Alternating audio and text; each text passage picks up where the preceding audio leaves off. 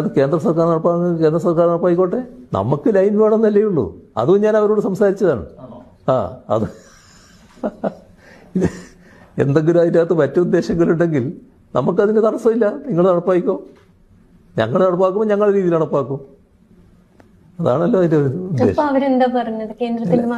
എല്ലാം നല്ല മറുപടി ആയിരിക്കുമല്ലോ, പക്ഷെ ഒന്നും നടക്കൂലല്ലോ.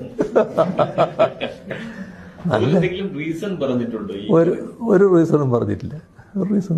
കാരണം ഈ ശ്രീധരൻ പറഞ്ഞ സമയത്ത് ഐശ്വര്യ വൈഷ്ണവിന്റെ റെസ്പോൺസ് ഭയങ്കര പോസിറ്റീവ് ആയിരുന്നു. അതെ, അതെല്ലാം നല്ല നിലക്ക് സംസാരിക്കാൻ വിദഗ്ധരാണ് അവരൊക്കെ. പൊളിറ്റിക്സ് തന്നെയാണല്ലേ മാത്രം.